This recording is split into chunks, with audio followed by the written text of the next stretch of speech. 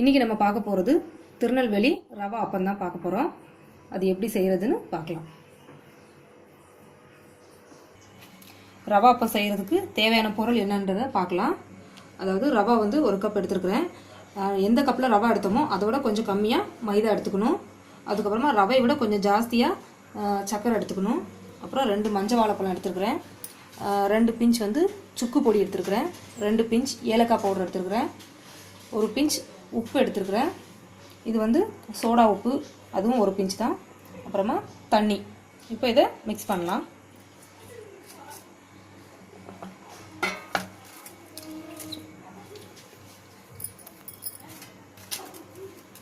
இப்போ ஒரு பாத்திரத்தில் ரவா போட்டுடலாம். அடுத்து மைதா போட்டுடலாம்.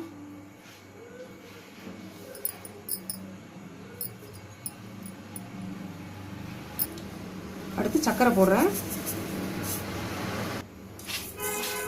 இதை நல்லா மிக்ஸ் பண்ணிக்கலாம்.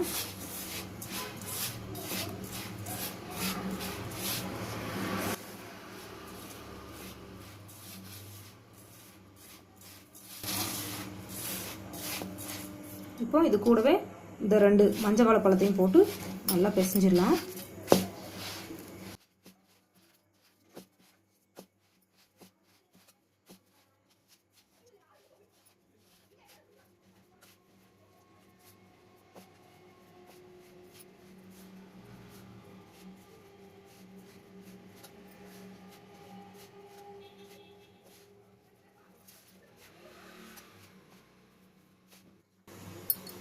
வாழைப்பழத்தை போட்டு நல்லா மிக்ஸ் பண்ணிட்டேன். இப்போ இதுக்கு கொஞ்சம் கொஞ்சமாக தண்ணி விட்டு நல்லா பிசைஞ்சிக்கலாம்.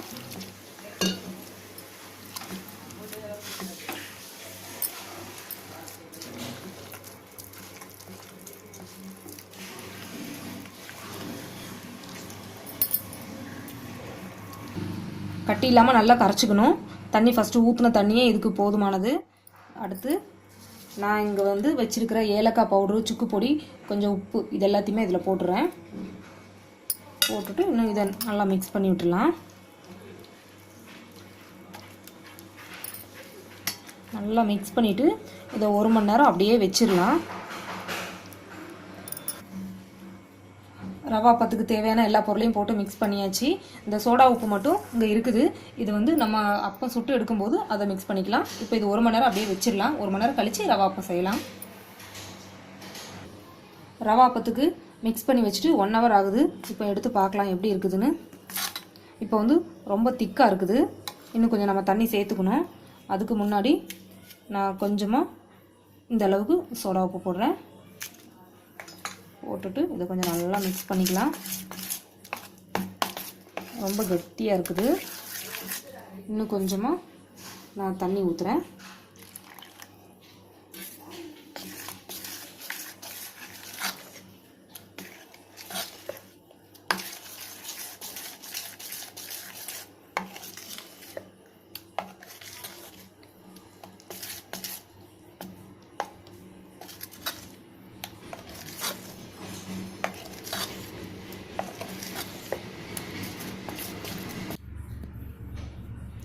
இப்போ அப்பத்துக்கு நல்லா மிக்ஸ் பண்ணியாச்சு.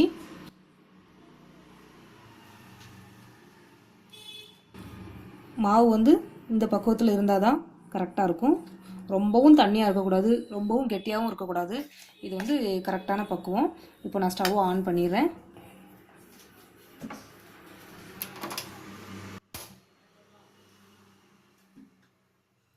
இப்போ எண்ணெய் ஊற்றி வச்சுருக்கிறேன். இந்த எண்ணெய் வந்து சூடானதுக்கப்புறமா நம்ம வந்து அப்பம் சுட்டுடலாம். ஆயில் வந்து ஹீட் ஆயிடுச்சு. இப்போ வந்து நம்ம வந்து அப்பத்தை வந்து ஊற்றிடலாம். ஊற்றுறதுக்கு முன்னாடி இனிப்பு மட்டும் செக் பண்ணிக்கோங்க.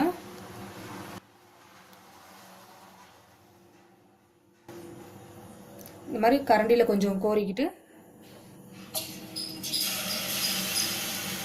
கொஞ்சம் கொஞ்சமாக ஊற்றலாம். கொஞ்சம் தள்ளி ஒன்று ஊற்றணும், பக்கம் பக்கம் ஊற்றக்கூடாது.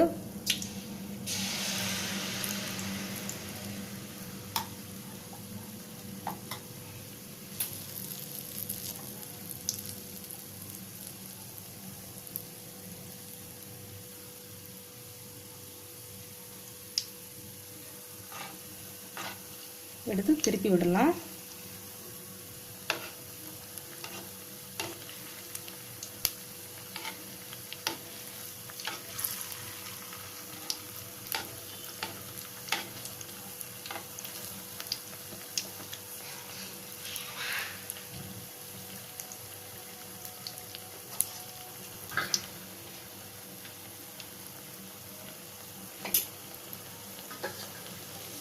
அப்போ ரெடி ஆயிடுச்சு.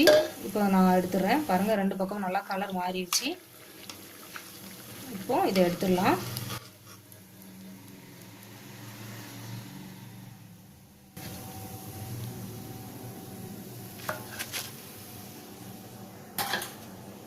ரவா அப்பம் வந்து சுட்டு எடுத்தாச்சு. அப்பம் பாருங்கள், நல்லா சூப்பராக புசு புசுன்னு வந்திருக்குது. ரொம்ப டேஸ்ட்டாக இருக்கும். இது வந்து திருநெல்வேலி ஸ்டைல். நீங்களும் இதே மாதிரி செஞ்சு சாப்பிட்டு பார்த்துட்டு உங்களோட கமெண்ட்ஸ் என்னென்னு சொல்லுங்கள். தேங்க்யூ. இந்த வீடியோ உங்களுக்கு பிடிச்சிருந்தா சப்ஸ்கிரைபை கிளிக் பண்ணுங்கள். மற்ற வீடியோக்களை பார்க்க ஃபேவரைட்டை கிளிக் பண்ணுங்கள். நன்றி, வணக்கம்.